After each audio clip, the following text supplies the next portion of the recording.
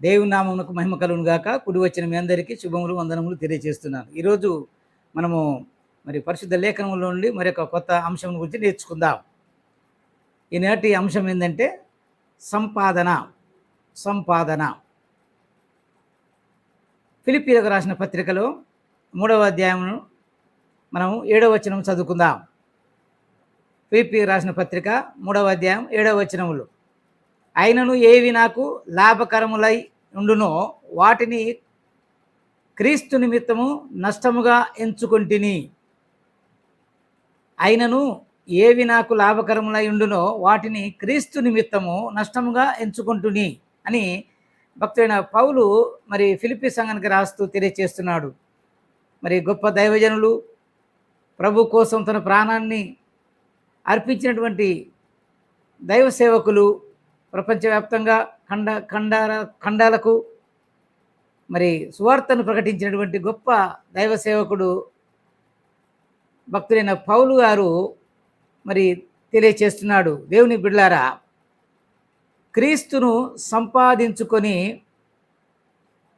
యేసు పునరుద్ధానం బలం సంపాదించుకొని వాళ్ళని నేను ప్రయత్నం చేస్తున్నానని 3వ అధ్యాయం 9వ వచనంలో కూడా ఉంది.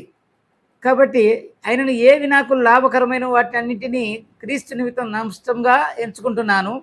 అంతేకాదు క్రీస్తు పునరుద్ధాన బలాన్ని సంపాదించుకోవాలని నేను ప్రయత్నం చేస్తున్నాను అంటున్నాడు భక్తుడైన పౌలు గారు.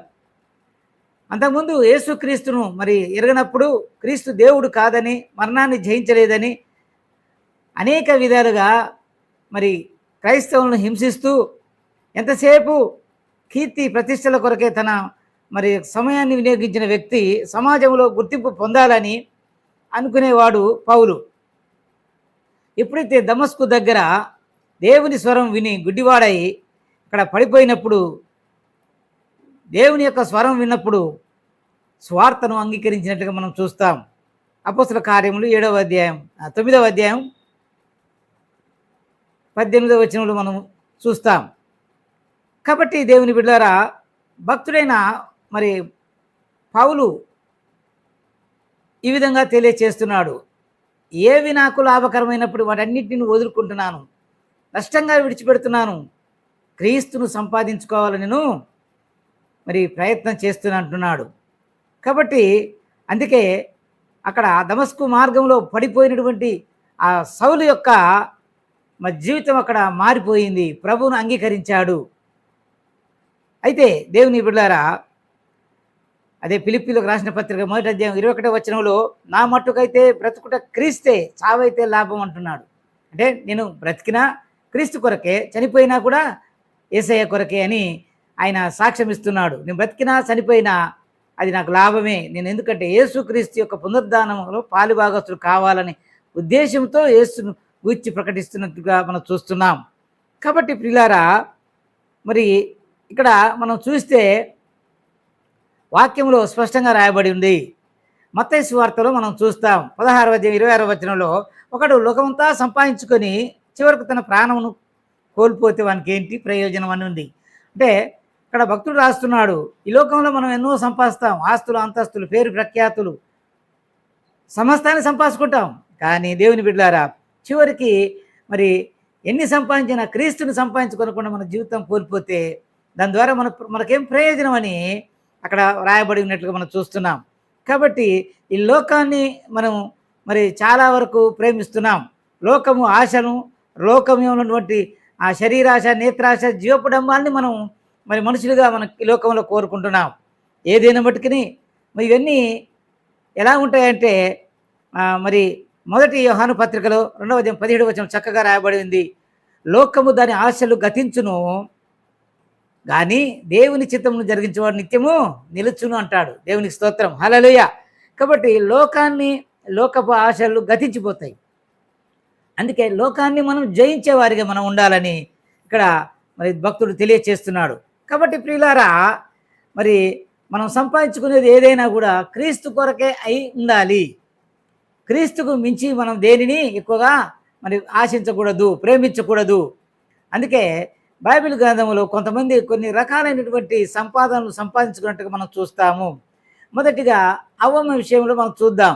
ఆదికాండ గ్రంథం 4వ అధ్యాయం 1వ వచనంలో అవ్వమ్మ గారు అంటున్నారు, యెహోవా దయ వల్ల నేను ఒక మనిషిని సంపాదించుకున్నాను అంటుంది. ఏమంటుంది? యెహోవా దయ వల్ల నేను ఒక మనిషిని అంటే మనిషిని సంపాదించుకుందంట ఆమె. ఈనాడు చాలామంది మనకు సంతానం కొరకు ఎదురు చూస్తుంటాం, బిడ్డలు కావాలని. బిడ్డలను బట్టి సంతానాన్ని బట్టి అనేకులు చాలామంది అతిశయిస్తుంటారు, గర్విస్తున్నారు, ఆశపడుతున్నారు బిడ్డలు కావాలని. అయితే నేడు దేవుని బిడ్డలు ఎలా ఉండాలంటే, తమకు ఈనాడు తనకున్నటువంటి బిడ్డలు పెరిగి పెద్దవారైపోయి తనకు భార్యలను సంపాదించుకోవటానికి వెళ్తున్నారు, అంటే తల్లిదండ్రులు విడిచిపెడుతున్నారు. ఈ విషయాన్ని మనం గమనించినట్టయితే ప్రియులారా, ఇక్కడ మీకా భక్తుడు రాస్తున్నాడు 7వ అధ్యాయం 6వ వచనంలో, కుమారుడు తండ్రిని నిర్లక్ష్య పెట్టుచున్నాడు, కుమార్తె తల్లి మీదికి, కోడలు అత్త మీదికి లేచెదరు, ఎవరి ఇంటివారు వారికే విరోధులగుదురు అని స్పష్టంగా రాసి ఉన్నాడు. అంటే ఈనాడు కుటుంబంలో నెమ్మది లేదు, సంతోషం లేదు, ఎక్కడ చూసినా అలజడి. కాబట్టి దేవుని బిడ్డలారా, కుమారుడు తండ్రి మీదకి లేస్తున్నాడు, తండ్రిని నిర్లక్ష్య పెడుతున్నాడు, తల్లి మీదకి కుమార్తె లేస్తూ అత్తలు కోడలు పడట్లేదు. అనగా ఎవరింటి వారు వాళ్ళు వారింటి వారికే విరోధులు అవుతున్నట్టుగా మీకా భక్తుడు రాస్తున్నాడు. కాబట్టి దేవుని బిడ్డలారా, ఎవరి ఇంటి వాళ్ళు వారికే విరోధులు అవుతున్నారంటే, అవ్వ జీవితంలో ఇద్దరు కుమారులను తీసుకుందాము. కయ్యూను హేబేలు చూస్తే, కయ్యూను హేబేల్లో అన్న అయినటువంటి కయ్యూను తన తమ్ముడైనటువంటి హేబేలును చంపడం చూశాము. మొదటి నరహంతకుడుగా తయారైనాడు. కాబట్టి దేవుని బిడ్డలారా, ఎందుకు హేబేలు అర్పించిన అర్పణను దేవుడు అంగీకరించాడు, కయ్యూను అర్పణను అంగీకరించాడు. అందు నిమిత్తమై తమ్ముడిని చంపాలన్న ఉద్దేశంతో ఆ విధంగా అతను చంపినట్టుగా మనం చూస్తాం. అందుకే ప్రియ దేవుని బిడ్డలారా, దేవుని వాక్యంలో సంపాదన అనేది మనం ఎంతవరకు దానికి ప్రాముఖ్యత ఇస్తున్నామో మనం అర్థం చేసుకోవాలి. 2వ తిమోతి పత్రిక 3వ అధ్యాయంలో మనం చూసినప్పుడు 1-5 వచనాలు చూస్తే, అక్కడ అంత్య దినములలో అపాయకరమైన కాలములు వచ్చును అని ఉంది. అవును దేవుని బిడ్డలారా, ఈనాడు చూస్తే ఇవి ఎట్లా ఉన్నాయంటే, ఎప్పుడు ఏం జరుగుద్దో, ఎవరింట్లో ఏం జరుగుద్దో, ఎక్కడ ఏం జరుగుద్దో నమ్మలేని పరిస్థితులు, ఇలాంటి భయంకరమైన పరిస్థితుల్లో మనం జీవిస్తున్నాం. అయితే ఈ కుమార్తెలను సంపాదించుకోవడం ద్వారా మనకు ఏంటి ప్రయోజనం ఉంది? సంపాదించుకోండి, కావద్దంటే దేవుడు కావాలనే కోరుతున్నాడు. అయితే దేవుని బిడ్డలారా, క్రీస్తునందు మాత్రమే మనం వారు ఆనందించే వారిగా మనం ఉండాలి. నీ యొక్క బిడ్డల విషయంలో నువ్వు ఆనందించడం మంచిదే, కానీ అంతకంటే మించి ప్రభువును గురించి ఆనందించడం మనం జీవించాలి. అందుకే మత్తయి సువార్తికుడు రాస్తున్నాడు 3వ అధ్యాయం 17వ వచనంలో ఏమంటున్నాడంటే, యేసుక్రీస్తు వారు బాప్తిసం తీసుకున్నప్పుడు ఆయన నీటిలో నుండి బయటకు వచ్చేటప్పుడు పరలోకం నుండి ఒక స్వరం వినబడుతుంది అన్నమాట. ఇదిగో ఈయనే నాకు ప్రియ కుమారుడు, ఈయన యందు నేను ఆనందిస్తున్నాను అంటున్నాడు. అవును దేవుని బిడ్డలారా, యేసునందు తండ్రి అయిన దేవుడు ఆనందించినట్టుగా మనం చూస్తాం. మన కుమార్తెలను చూసి తల్లిదండ్రులుగా మనం సంతోషిస్తున్నామా? వారిని చూసి ఆనందిస్తున్నామా? వారిని చూసి మనం గర్వపడుతున్నామా? వారు ఎలా జీవిస్తున్నారు మన పట్ల? కాబట్టి ఈ విషయాలను గమనించవలసిందిగా మనకు చేస్తున్నాను. కాబట్టి దేవుని బిడ్డలారా, నేను కుమార్తెలు ఉండాలి అని అంటున్నాను, దాన్ని కావద్దంటలే. కానీ దేవుని బిడ్డలారా, వాక్యం ఇలా ప్రకటిస్తుంది.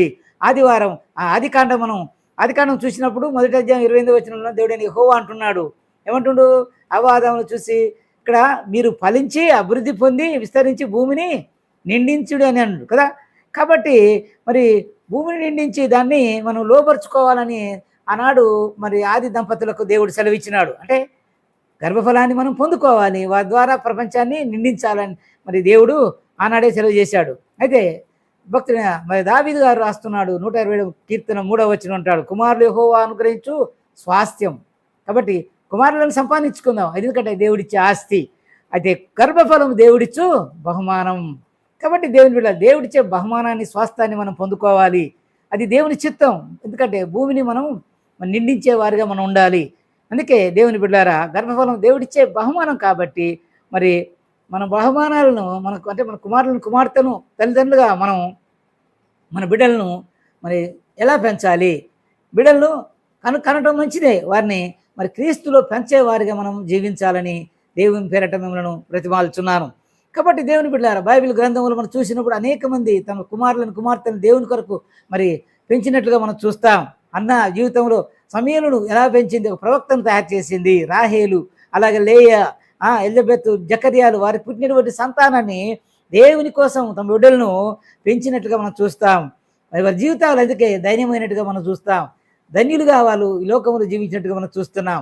కాబట్టి యెహోవా దయ వలన నేను ఒక కుమారుని సంపాదించుకున్నానండు. సంపాదించుకుంటుంది అవ్వమ్మ, కానీ దాని ద్వారా పొందిన ప్రతిఫలం ఏంటి అది ఆలోచించుకోవాలి. ఇకపోతే రెండో విషయానికి వద్దాం మనం. రెండో విషయం లాబానుతో యాకోబు అంటున్నాడు. ఏమంటుండో చూద్దాం ఆస్తి విషయంలో. ఆదికాండం 30:30 నేను నా ఇంటి వారి కొరకు ఎప్పుడు సంపాద్యము చేసుకొందున నేను. చూడండి, యాకోబు అంటున్నాడు తన మామయ్య లాబానుతో, అయ్యా మరి నేను ఇంత ఇంత ఇన్ని సంవత్సరాలుగా నేను మీ దగ్గర పనిచేస్తున్నానే, మరి ఇప్పటి నుంచి నేను ఇంకెప్పుడు చేసుకోవాలి? నా పిల్లల కొరకు, నాకు సంతానం, నాకు ఆ కుటుంబం కొరకు, నాకు నా ఇంటి వారి కొరకు నేను సంపాదించుకోవాలి కదా అని అంటున్నాడు. ఎందుకు? లేయాను ప్రేమించాడు. లేయాకు మరి రాహేలుని ప్రేమించి ఆయన 7 సంవత్సరాలు కొలువు చేశాడు. 7 సంవత్సరాల్లో పెళ్ళి అయినప్పుడు రాహేలు బదులు లేయానిచ్చి పెళ్లి చేశాడు మామ. మోసం చేశాడు. అయితే మళ్ళీ లేయా మరి రాహేలును పొందాలని మళ్ళీ యొక్క 7 సంవత్సరాలు తన మామగారి గొర్రెలను మందను మేపినట్టుగా మనం చూస్తున్నాం. అలా ఇంకా ఆస్తి కోసం అని ఆయన ఇంకా 7 సంవత్సరాలు ఆయన తన మామగారి దగ్గర కొలువు చేసినట్టుగా చూస్తున్నాం. అయితే మొత్తం 21 సంవత్సరాలు తన జీవితంలో గడిచిపోయినాయి. దేవుని బిడ్డలారా, కొలువు చేసి ఆస్తిని సంపాదించి పెట్టాడు. అన్నీ బాగానే ఉన్నాయి. ఆదికాండ గ్రంథం 30:20 అంటాడు, నిన్ను బట్టి యెహోవా నన్ను ఆశీర్వదించెను. దేవునికి స్తోత్రం, హల్లెలూయా. నిన్ను బట్టి దేవుడు నన్ను ఆశీర్వదించాడని తన మామ అయినటువంటి లాబాను మరి యాకోబుతో అంటున్నట్లుగా మనం చూస్తున్నాం. అంటే ఒక మామను ఆశీర్వదించడం అంటే మామూలు విషయం కాదు. అల్లుని బట్టి మామ కుటుంబాన్ని, మామ ఇంటిని దేవుడు ఆశీర్వదించాడు. ఎందుకంటే ఎంత మంచివాడైతే మరి అల్లుడు తన మామకు సంపాదించి పెట్టాడు. కాబట్టి దేవుని బిడ్డలారా, అందుకే ఆయన అంటాడు, అయ్యో మామగారు ఇక చాలు, నేను ఇప్పటికే చేసిందంతా చాలు, ఇక నేను ఇప్పటి నుంచి ఎప్పుడైతే తన మరి భార్యలను కలిగి ఉన్నాడో, ఇక నేను ఇక్కడ మీ దగ్గర ఉంటాము, నాకు మంచిది కాదు, ఇప్పటి నుంచి నా ఇంటి వారి కొరకు నేను సంపాదించుకోవాలనే ఉద్దేశంతో మరి యాకోబు తన మామగారితో అంటున్నాడు, నేను లేచి వెళ్తున్నాను, నేను బేతేలుకు వెళ్ళి అక్కడ దేవుని సన్నిధిలో నేను దేవుని ఆరాధిస్తూ ఆయన కోసం నేను జీవించాలి. కాబట్టి నా బిడ్డల కోసం, నా కుటుంబం కోసం నేను మరి ఆస్తిని సంపాదించుకోవాలి, ఆహారాన్ని సంపాదించుకోవాలి కదా అని అంటున్నాడు. ఎందుకు? తన తాతగారైనట్టు అబ్రహాం కూడా ఈ లోకంలో జీవిస్తున్నప్పుడు ఆయన గొప్ప ధనవంతుడే. అందుకే ప్రియులారా, వాక్యం స్పష్టంగా తెలియజేస్తుంది. 13వ అధ్యాయం ఆదికాండం 3వ వచనంలో అంటాడు, అబ్రహాము వెండి బంగారం పశువులను కలిగి బహుధనవంతుడై ఉండేను. ఎందుకంటే తన పితరులు ధనం కలిగి జీవించారు, ఆస్తిని సంపాదించుకున్నారు, కుటుంబాలను సంపాదించుకున్నారు. మరి నేను కూడా అలాగే జీవించాలనే ఉద్దేశంతో తన మామగారితో అనవచ్చు యాకోబు. అందుకే దేవుని బిడ్డలారా, మరి మరి అబ్రహాం గారు వెండి బంగారాలను సంపాదించుకొని పశు సంపదను సంపాదించుకున్నాడు, బహుధనవంతుడుగా ఉన్నాడు. అలాంటి జీవితం నాకు కూడా కావాలని మరి తన మామగారితో మాట్లాడుతున్నట్టుగా చూస్తాం. ఈ లోక సంపాదన మరి బిడ్డల కోసం కాదండి. ఈ లోక సంపాదన చాలామంది ఆలోచించేది బిడ్డలు ఉంటేనే సంపాదించినట్టు కాదు. దేవుని కోసం మన సంపాదించుకోవాలి, దేవుని కోసం మనము జీవించాలి.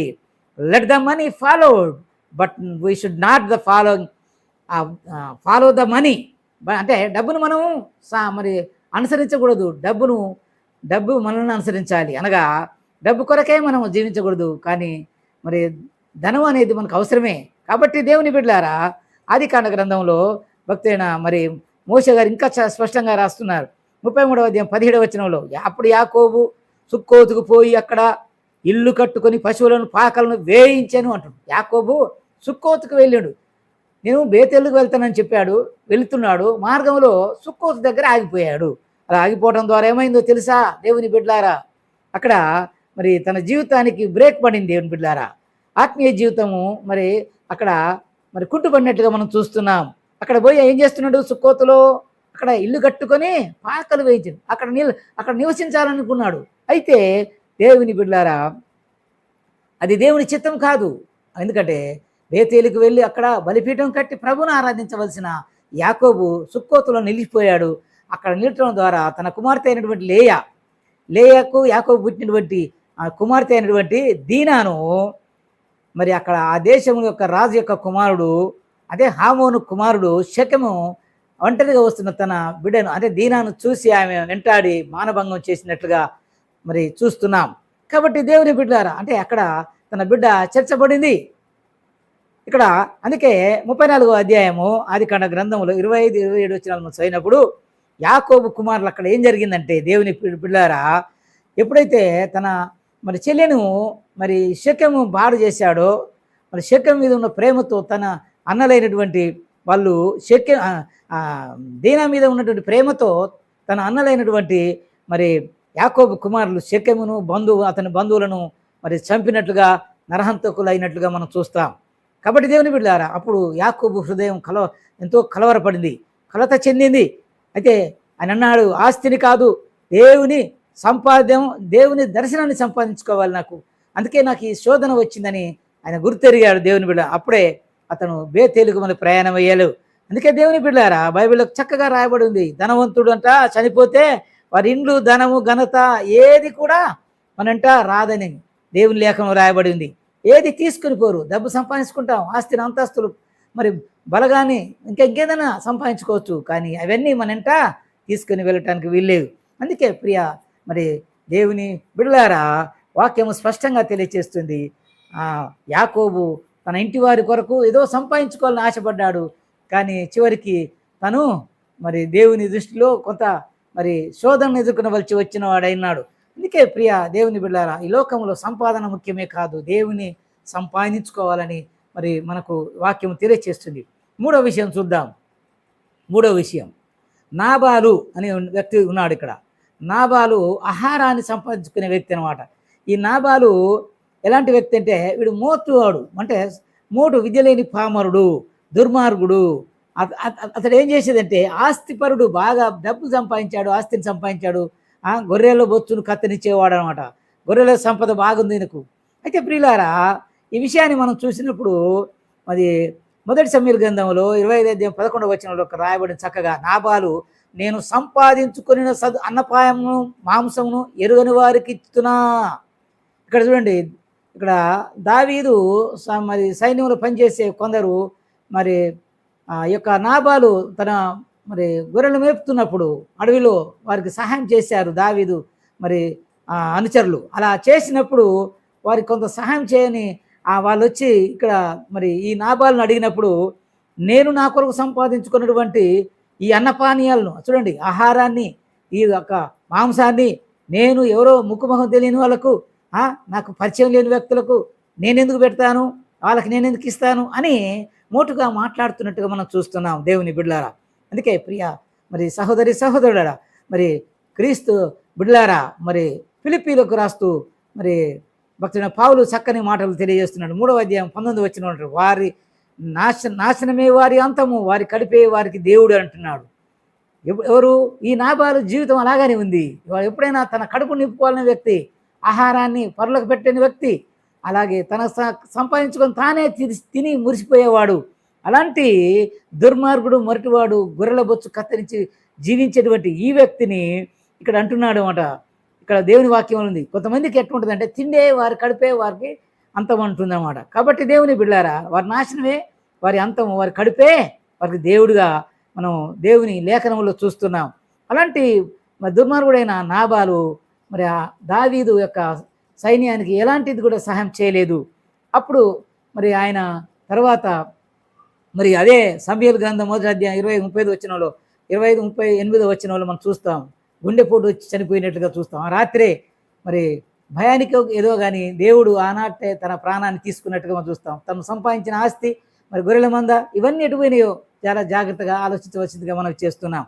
కాబట్టి దేవుని బిడ్డారా, నాబాలు మరి ఈ యొక్క దైవ గ్రంథంలో మొట్టమొదటి గుండెపోటు వచ్చిన వ్యక్తిగా మనం ఇక్కడ చూస్తుంటాం.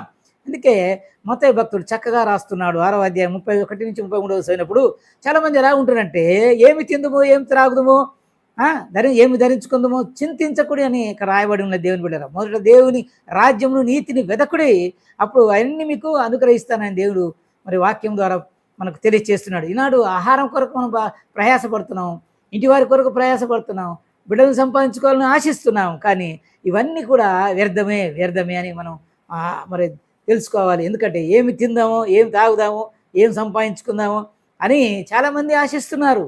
అది కాదు, మొట్టమొదటి మనం సంపాదించుకోవాల్సిన దేవుని రాజ్యాన్ని. ఎప్పుడైతే నీవు దేవుని రాజ్యాన్ని సంపాదించుకుంటావో మిగతా అన్ని నీకు దేవుడు అనుగ్రహిస్తాడు. అందుకే ప్రియ సంగమా, దేవుని బిడ్డలారా, దేవుని లేఖనంలో భక్తుడైన సొలొమోను మహారాజు స్పష్టంగా తెలియజేస్తున్నాడు. ప్రసంగి 2వ అధ్యాయం 25వ వచనంలో ఒక మంచి మాట వ్రాయబడి ఉన్నది. ఆయన సెలవు లేకుండా భోజనం చేసి సంతోషించుట ఎవరికి సాధ్యం? అవును, దేవుడు సెలవిస్తేనే తప్ప మన భోజనం తినడానికి వీలు లేదు. మరి లాభాలు తన సంపాదించుకున్నంత తినకుండా ఆయన గుండె పోటుతో చనిపోయినట్లుగా మనం చూస్తాం. అంటే ఆయన దేవుని సెలవు లేకుండా తల వెంట్రుకలు ఒకటి కూడా రాలదని మనం జ్ఞాపకం చేసుకోవాలి. ఒక్క పూట భోజనం కోసం ఏశావు తన యొక్క జ్యేష్ఠత్వాన్ని అమ్ముకున్నాడు. దేవుని బిడ్డలారా, తిండి కోసం ప్రయాసపడుతుంటారు. తిండి సంపాదించుకోవాలనే ప్రతి ఒక్కరూ మరి ఆరాటపడుతున్నారు, ఆవేదన చెందుతున్నారు. పొద్దున్న లేస్తే అదే మరి చింత. కాబట్టి దేవుని బిడ్డలారా, చక్కని వాక్యం ద్వారా దేవుడు మనతో మాట్లాడుతున్నాడు. యేసయ్య అంటాడు 8 ప్రసంగంలో, మత్తయి సువార్త 3వ అధ్యాయం 4వ వచనంలో మంచి మాటను తెలియజేస్తున్నాడు యేసు ప్రభువారు.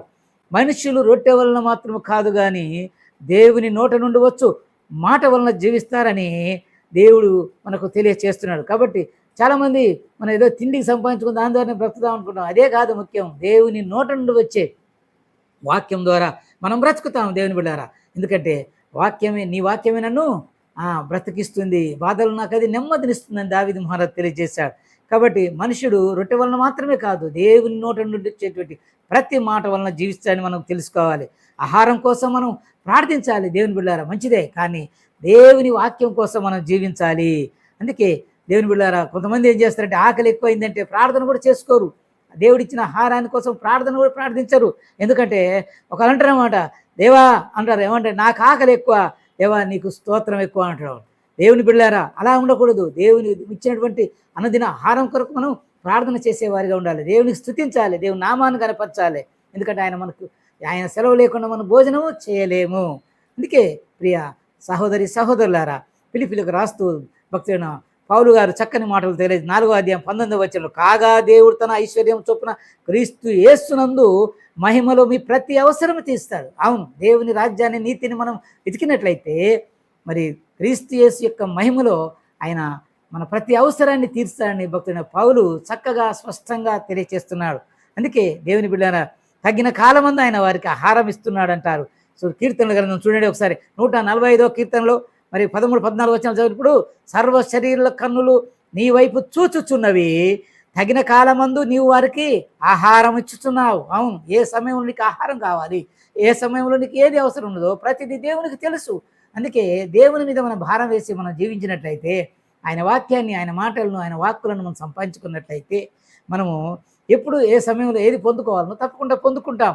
అందుకే ప్రియ దేవుని బిడ్డలారా, ఆస్తి కన్నా ఆహారం కన్నా దేవుని సంపాదించుకోవడం ఎంతో మిన్న. అప్పుడే మనం దీవించబడతాము. దేవుని వాక్యం స్పష్టంగా తెలియజేస్తుంది. మరొక విషయాన్ని గురించి మనం నేర్చుకుందాం. మరి వ్యక్తిని గురించి మనం నేర్చుకుందాం. 4వ వ్యక్తి ఎవరే అంటే గెహాజీ విషయంలో చూసినప్పుడు మరి డబ్బును లేక ద్రవ్యాన్ని, వెండిని, బంగారాన్ని మరి ఆశించిన వ్యక్తిగా మనం చూస్తాం. నయమాను దగ్గర నుంచి మనం తీసుకున్న వ్యక్తిగా మనం చూస్తాం. దేవుని వాక్యంలో స్పష్టంగా రాయబడి ఉన్నది. 2వ రాజుల గ్రంథము 5వ అధ్యాయం 26వ వచనం మనం చూసినప్పుడు, ఎలీషా అక్కడ అంటున్నాడు, గెహాజీతో మాట్లాడుతున్నట్టుగా మనం చూస్తాం. ఎందుకంటే ద్రవ్యము, ఆస్తిని, దాసదాసీలను, వస్త్రములను సంపాదించుకున్నటకు ఇది సమయమా అని గెహాజీతో అన్నట్టుగా మనం చూస్తాం.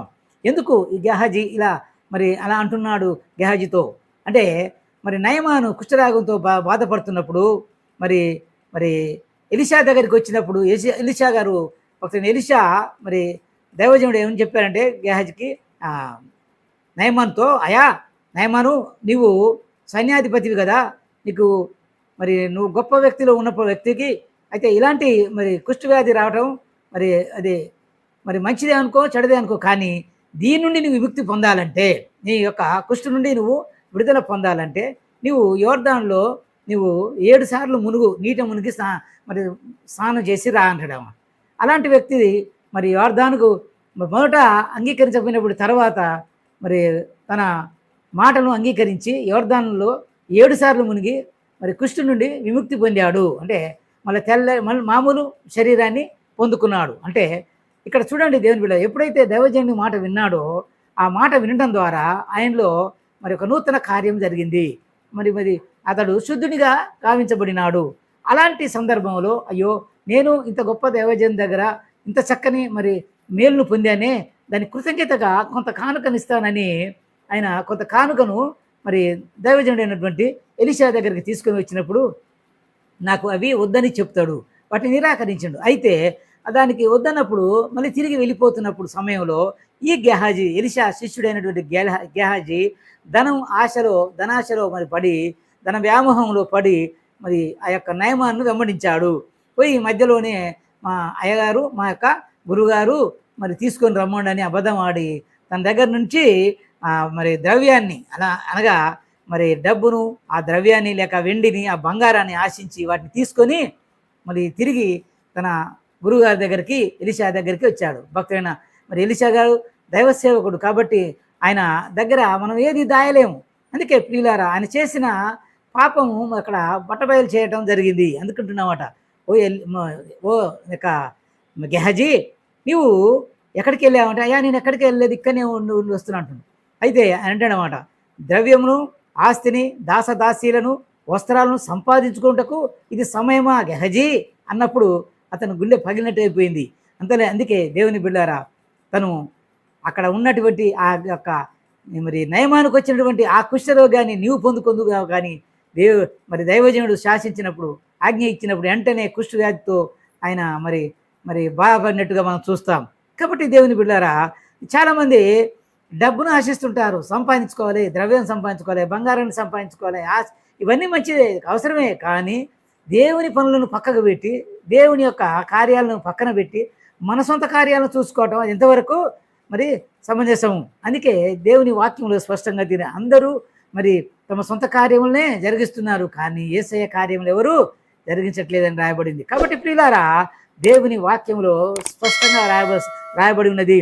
గెహజీ ఎప్పుడైతే ఆ యొక్క మరి ఆ వెండి బంగారాలను మరి తెచ్చుకున్నాడో మరి కుష్టు వ్యాధికి గురి అయినాడు.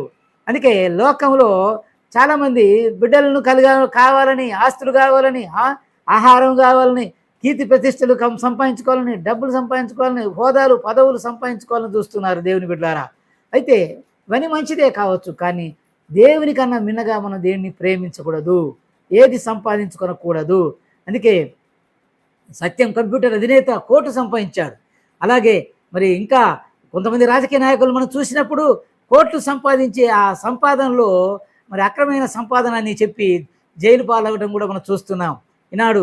అయితే దేవుని బిడ్డలారా, మైకేల్ జాక్సన్ గారిని తెలుసు, ఆయన మనందరికీ తెలుసు. ఆయన చనిపోయేటప్పుడు ఆయన సమాధి చేయడానికి కనీసం చేతిలో ఒక చిల్లి గవ్వ కూడా లేదని మరి ఆనాడు తెలియచేసినట్టుగా మనం చూస్తాం. అంటే కొన్ని కోట్లకు ఆస్తిపరుడు మరి ఎన్నో సంపాదించుకుండు, కానీ తిరిగి తాను చనిపోయి ఆయన దానం చేయాలంటే పైసా చిల్లి గవ్వ కూడా లేదంటుగా లేని సమయంలో అనేకులు దానం అడిగి అతను పారేసినట్లుగా మరి చరిత్రలో మనం చూస్తున్నాం. కాబట్టి దేవుని బిడ్డలారా, మరి సమాధి కార్యక్రమాన్ని అంత చేసుకోవడానికి కూడా తన దగ్గర తాకత్తు లేదనమాట. అందుకే మనం అనేక విషయాల్లో మనం పరిశీలించినప్పుడు అలెగ్జాండర్ ది గ్రేట్ జీవితంలో మనం కూడా చూస్తాం. ఆయన అంటాడు, ఆయన చనిపోయేటప్పుడు ఒక మాట అంటాడు, ఏమంటాడంటే, నేను నా చేతులు బయటికి పెట్టి నన్ను సమాధి చేయండి అంటాడు. ఎందుకు అంటే ఆయన ఒక మాట డాక్టర్తో చెప్తాడు అనమాట. ఏమనంటే, నేను లోకమంతా సంపాదించాను, ప్రపంచాన్ని జయించాను, కానీ నేను చనిపోయేటప్పుడు నేను ఏది తీసుకెళ్తలేదు. కాబట్టి నా 2 చేతులు ఒట్టి చేతులే, ఖాళీ హస్తాలతో నేను వెళ్తున్నాను. కాబట్టి ప్రపంచంలో ప్రతి ఒక్కరికి ఇది గుణపాఠం కావాలనే ఉద్దేశంతో ఆయన ఈ విధంగా చెప్పినట్లు చేతులు బయట పెట్టమన్నట్లు అప్పుడు తన దగ్గర ఉన్నటువంటి ఆ యొక్క డాక్టర్లు తెలియచేశారు. కాబట్టి దేవుని బిడ్డలారా, ఈ లోకంలో మనం ఆస్తి సంపాదించుకోవచ్చు, అంతస్తులో బంగారం, వెండి, ధాన్యాలను ఇంకా ఏదో మనం సంపాదించుకోవచ్చు, మన బలగాలను, బిడ్డలను మనం సంపాదించుకోవచ్చు. కానీ ఇవన్నీ కూడా మన వెంట రావు. తిరిగిపోయేటప్పుడు మనం ఖాళీ చేతులతో ఒట్టి హస్తాలతో వెళ్లాల్సిన వారమై ఉన్నాం అని ఈ యొక్క మరి గేహాజీని బట్టి మనకు తెలియజేస్తుంది. గేహాజీ దేవుని మాట, వాక్యాన్ని, దైవ సేవకుని మాట విన్నందుకు కుష్ఠరోగాన్ని తెచ్చుకుంటూ నష్టాల పాలైనాడు. దేవుని బిడ్డలారా, తర్వాత మరి ఇక్కడ మనం చూసినప్పుడు అందుకే భక్తుడైన యాకోబు తన పత్రికలో తెలియజేస్తున్నాడు. 4వ అధ్యాయం 13-14 వచనాల్లో స్పష్టంగా రాయబడి ఉన్నది. ఎందుకంటే చూడండి దేవుని బిడ్డ, నేడైనను రేపైనను ఒకానొక దినమున లేకపోతే ఒకానొక పట్టణంలోకి వెళ్ళి అక్కడ 1 సంవత్సరం ఉండి వ్యాపారం చేసి లాభం సంపాదించుదాము రండి అని చెప్పుకొని వారలారా. రేపేమి సంభవించునో మీకు తెలియదు, మీ జీవం ఏ పాటిది, మీరు కొంతసేపు కనబడి అంతలోనే మాయమయ్యే ఆవిరి వంటి వారు కదా. చూడండి దేవుని బిడ్డారా, ఈనాడు చాలామంది ఇక్కడ కాదు సంపాదన, ఇంకొకళ్ళ సంపాదన, ఇతర దేశాలకు వెళ్ళి సంపాదిద్దాం, ఎక్కడైనా పోయి సంపాదించుకుంటారు, మంచిదే. కానీ దేవుని బిడ్డలారా, నువ్వు ఎక్కడికి వెళ్ళి ఏం సంపాదించినా కూడా, నువ్వు ఎక్కడ పోయి జీవించినా కూడా, నువ్వు ఎన్ని మరి ప్రయత్నాలు, ఉద్యోగం చేయి, వ్యాపారం చేయి, వ్యవసాయం ఏది చేసినా కూడా నీ సంపాదన మీద నీ మనసు పెట్టకూడదు. దేవుని పైన, దేవుని కార్యాలపైన, దేవుని వాక్యం పైన ఆయనను మరి ప్రార్థించే విషయంలో మరి దేవుని అడగాలి, దేవుని కొరకు మనం జీవించాలి. అలాంటి విషయాలపైన మనం ఆధ్యాత్మికంగా నీవు ఎదిగితే దేవుడు నీకు సమృద్ధిని కలుగజేస్తాడు. నీవు భూమిని నిండించి మరి ఫలించే విధంగా దేవుడు నీకు మరి దీవెనలు ఇస్తాడు. కాబట్టి దేవుని బిడ్డలారా, భక్తుడు అంటున్నాడు, రేపో ఒకానొక పట్టణానికి వెళ్ళి డబ్బు సంపాదించుకుందాం రండి అని అనుకుని వ్యాపారం చేసి బాగుపడదాం అనుకునే వాళ్ళారా, జాగ్రత్తగా వినండి. రేపేమి సంభవించునో మీకు తెలియదు కనుక మీ జీవం ఏపాడిది, ఇంతలో కనబడేంతలో మాయమైపోయి ఆవిరి ఉంటుంది. అవును, ప్రతి ఒక్కరు మనం ఎప్పుడు ఎలా జీవిస్తాము, ఎప్పుడు వెళ్ళిపోతామో మనకు తెలియదు. కాబట్టి దేవుని బిడ్డలారా, రే సహోదర అమ్మ అయ్యా, మీరందరూ ఒకసారి ఆలోచించుకోవాలి. డబ్బు కోసం మనం జీవించడం కాదు, ధనం కోసం కాదు. ధనం ఆస్తులు సంపాదించుకోవటం, అంతస్తులు సంపాదించుకోవటం, మరి మేడలు, విద్యలు, బంగ్లాలు, నువ్వు ఏం సంపాదించుకున్నా కూడా చివరికి మనం ఒట్టి చేతితో వెళ్ళాలి. అయితే ప్రభువును సంపాదించుకుంటే నువ్వు పరలోకాన్ని స్వతంత్రించుకుంటావు. పరలోకంలో ఆయన యొక్క రాజ్యాన్ని నువ్వు మరి ఆయన చేరుకుంటావు. ఆయనతో పాటు యుగాలు మరి సదాకాలం ఆయనతో పాటు జీవిస్తావు. నిత్య రాజ్యంలో మరి సుఖ సంతోషాలతో ప్రభుతో పాటు నువ్వు జీవిస్తావు. మరి ఏం సంపాదించుకుంటావు ఒకసారి ఆలోచించుకో ప్రియ సహోదరులారా. సర్వలోకం సంపాదించుకున్నవాడు చచ్చిపోతే ఏం తీసుకెళ్ళాడు. కాబట్టి ఒట్టి చేతులతో వెళ్ళాల్సిందే. కాబట్టి ఆలోచించుకుందాం, ఆత్మలను సంపాదించుకుందాం, ఆశీర్వాదాలను పొందుకుందాం, ప్రభు కోసం జీవిద్దాం, పరలోకాన్ని స్వతంత్రించుకుందాం. మరి అలాంటి కృప నీవు, నేను, మనమందరం మన సంపాదన విషయంలో జాగ్రత్త పడవలసిందిగా కోరుకుంటూ దేవుడిచ్చిన వాక్యాన్ని మనందరి హృదయాల్లో మెండుగా ఆశీర్వదించునుగాక. ప్రార్థించుకుందాం. కళ్ళు మూసుకొని. పరిశుద్ధుడా, ప్రేమ, నమ్మకం గల దేవా, నీ వందనాలు, స్తుతులు, స్తోత్రం చెల్లిస్తున్నాం నాయన. ఏమిచ్చినా నీ రుణం మేము తీర్చుకోలేము ప్రభు. ఇదిగో నా ప్రభువా, విరిగిన హృదయంతో మా హృదయాలను సమర్పించుకుంటున్నాం. అయా నీకే వందనాలు, స్తోత్రం. నీ రక్షణ పాత్రను చేత పట్టుకుని ప్రభు అనేకులను ప్రభు నీ వైపు చూపడానికి నాయన మేము చేస్తున్న ప్రయత్నాన్ని ఇదిగో నాయన మీరు ఫలింప చేయండి. అయా ఈ యొక్క యూట్యూబ్ ఛానల్ ద్వారా ప్రభు అనేకులు ప్రభు నీ వాక్యం వింటున్నారు. విన్న ప్రతి ఒక్కరిలో నీ ఆత్మకార్యం జరిగించండి, అద్భుత కార్యం జరిగించండి ఆయన. ప్రతి ఒక్కరి హృదయాలను మార్చండి నా ప్రభు. అయా నీ రాజ్య వ్యాప్తిలో ప్రభు పాలుపాగొస్తున్నట్టు కృప చూపించండి. ఈ లోకంలో ప్రభు మేము ఎన్నో సంపాదించుకోవాలని ఆరాటపడుతున్నాము. అయా మరి మా యొక్క సంపాదన వ్యర్థమే తెలియజేస్తున్నారు ప్రభు. అవ్వ నేను యెహోవా దయ వలన ప్రభు నేను మనిషిని సంపాదించుకున్నానన్నది. అలాగే ప్రభు మరి గెహజీ డబ్బులు సంపాదించుకోవడానికి పరుగులెత్తాడు, కృష్ణరాజుని సంపాదించుకున్నాడు ప్రభు. మరి ఇంకా లాభానైతే నేను మరి నా యొక్క నేను సంపాదించుకున్న నా ఆస్తిని, ఆ తిండిని ఇతరులకు దానం చేయాలని మరి అయా మరి మూర్ఖంగా ప్రవర్తించాడు నా ప్రభువ. మన కొడుతూ మరణించినట్టుగా మనం చూస్తున్నాం. ఇవనైనా అనేకులు ఈనాడు సంపాదన ధ్యేయంగా మరి అయా మరి జీవిస్తున్నప్పుడు ప్రభువ సంపాదన కావాలని మీరు తెలియజేశారు నాయన. అయా ఆ సంపాదన ప్రభువ నీ మందిరం కొరకు, నీ సేవ కొరకు, నీ పరిచర్య కొరకు, అయ్యా నీ స్వార్థ పరిచయలో అయా అనేకులను పాలుభాగం చేయటం కొరకు అయ్యా దాన్ని వినియోగించుకుంటే కృప చూపించండి నాయన. సంపాదించుకోవడం తప్పు కాదు కానీ నా ప్రభు, దాన్ని దేవుని పరిచయలో, దేవుని సేవలో వాడబడాలని వాక్యం తెలియజేస్తున్నాయన. అలాంటి గొప్ప ధన్యత మాకందరికీ దయచేయండి ఆయన. ఈ వాక్యం ద్వారా మాతో మాట్లాడేందుకు నీకు వందనాలు, స్తోత్రాలు. అనేకులు ప్రభు నీ వాక్యాన్ని వింటున్నారు, వీక్షిస్తున్నారు ప్రభు. వారి కుటుంబాలను ఆశీర్వదించండి. వారి కలిగిన సమస్తాన్ని ప్రభువ మీ కంచె వేయండి నా ప్రభువ. వాళ్ళు ప్రభువ ఉద్యోగంలో, వ్యాపారంలో, వ్యవసాయంలో ఏదైతే కావాలని ఇష్టపడుతున్నారు, కోరుతున్నారు, కష్టపడుతున్నారు వారందరికీ కావాల్సిన దీవెనలు కుమ్మరించండి నాయన. ఆయా అనారోగ్యంతో బాధపడుతున్న బిడ్డల కొరకు ప్రార్థన చేస్తున్నాం. ఆయా ఉద్యోగాల కొరకు చూస్తున్న బిడ్డల కొరకు ప్రార్థన చేస్తున్నాం. బిడ్డలకు ఉద్యోగాలు దయచేయండి, స్వస్థతను దయచేయండి ఆయన. మరి ముఖ్యంగా నాయన నీ రాజ్యవ్యాప్తిలో అయా హార్దిశలు కష్టపడుతున్నా నీ సేవకులను బట్టి, సంఘ కాపర్లను బట్టి వందనాలు, స్తోత్రాలు నాయన. స్వార్థను వెలుదలుచున్న ప్రతి బిడ్డను దీవించి ఆశీర్వించండి నా ప్రభువ. ఈ రాజ్యవ్యాప్తిలో పాలుభాగస్తున్న ప్రతి ఒక్కరి కొరకు ప్రార్థన చేస్తున్నాం నాయన. ఏది సంపాదించినా ప్రభు చివరికి మిమ్మల్ని సంపాదించుకుని పరలోక రాజ్యంలో ప్రభు నీ రాజ్యాన్ని స్వతంత్రించుకునే భాగ్యం మాకు దయచేయమని నీ వాక్యం ద్వారా అనేకులను లేవనెత్తండి నా ప్రభు. నీ వాక్యం చూస్తున్న ప్రతి ఒక్కరు నా ప్రభు అనేకులకు పరిచయం చేసే భాగ్యం అయితే నీ వాక్యాన్ని విని మారుమనసు రక్షణ అనుభవంలోనికి వచ్చిన కృప చూపించు. ఆయా నిత్య నరకాన్ని తప్పించుకొని ఆయా పరలోక రాజ్యాన్ని మేము ఆయా పొందుకున్న కృప చూపిస్తాను. నీ వాక్యం ద్వారా నాతోనూ మాతో అందరితో మాట్లాడినందుకే నీకు వందనాలు స్తోత్రాలు తెలుస్తూ మమ్మల్ని తగ్గించుకుంటూ నీ నామం గనపరుస్తూ మా ప్రభు నీ ప్రీతిమాడిన యేసుక్రీస్తు వారి శ్రేష్టమైన నామములు అడిగి వేడుకుంటున్నాము తండ్రి. ఆమేన్, ఆమేన్. క్రీస్తునందు ప్రియమైన దేవుని ప్రజలారా, మన ప్రభు రక్షకుడైన యేసు క్రీస్తు నామములో మీకు మరొకసారి శుభములు తెలియజేస్తున్నాను. ఇంతవరకు మీ యొక్క యూట్యూబ్ ఛానల్ ద్వారా మీరు వాక్యం వీక్షించినారు. మీ అందరూ బట్టి మీకు వందనాలు స్తోత్రాలు. మరి దేవుని దీవెని మీరు ఎక్కువగా పొందుకోవాలంటే ప్రతి దినము మరి ఇలాగా మరి వస్తున్నటువంటి మా యొక్క వీడియోలను చూడండి. అలాగే చూసి అనేకులను మరి ప్రోత్సాహపరచండి. ఆ యొక్క బిడ్డల కొరకు మీరు మరి ప్రార్థించండి. ఈ వాక్యాన్ని అనేకులకు మరి చేరేటట్టుగా మీ యొక్క బంధువులకు, స్నేహితులకు, మిత్రులకు ప్రతి ఒక్కరికి మరి షేర్ చేయండి. మరి దీని ద్వారా అనేకులు ఆత్మల రక్షణ పొందుకొని మారుమనసు రక్షణ పొందకొచ్చుటకు, దేవుని రాజ్యాన్ని స్వతంత్రించుకున్నటకు మరి మీరు పాలుభాగస్తులు కావాలని సువార్త పరిచయలో మీ ధనాన్ని, మీ సమయాన్ని, మీ కలిగిన తలాంతులను సమస్తాన్ని దేవుని సేవలో మరి వినియోగించుకుంటకు, మీ సంపాదనను ఆయన రాజ్యాభివృద్ధిలో ఖర్చు పెట్టకు దేవుడు అట్టి కృపను మీ అందరికీ దయచేయాలని కోరుకుంటూ ఇచ్చిన ఈ సమయాన్ని బట్టి మరి చూస్తున్న మీ అందరికీ మరొకసారి ధన్యవాదాలు తెలియజేస్తూ మరి ఈ యొక్క చిన్న మాటలను ముగిస్తున్నాను. Thank you one and all.